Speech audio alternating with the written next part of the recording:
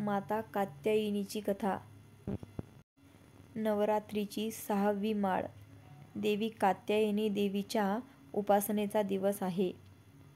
अमरकोशामध्ये माता पार्वतीला कात्यायनी म्हणून ओळखले जाते. लाल रंग हा या देवीचा प्रिय रंग असून नवरात्रीच्या या दिवशी आज्ञाचक्रमध्ये साधकाचे मन असते.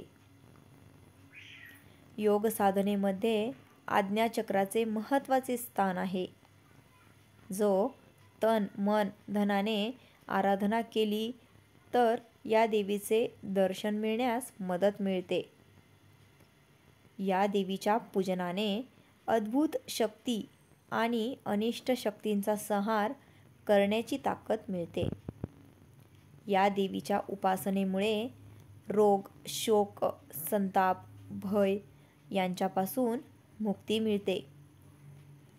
कात्यायनी देवीच्या 4 भुजा असून तिच्या वरच्या हातांनी अभय मुद्रा केलेली आहे.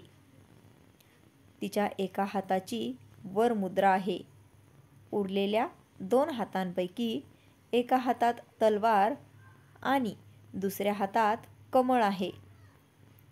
माता कात्यायनीची कथा असे सांगितले जाते की कात्य गोत्रामध्ये महर्षी कात्यायन यांनी भगवती पराब्न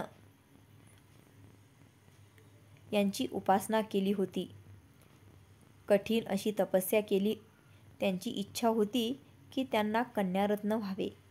त्यानुसार त्यांना एक कन्यारत्न झाले, जी भगवती नावाने प्रसिद्ध झाली. तिलाच कात्यायनी असे देखील म्हटले जाते.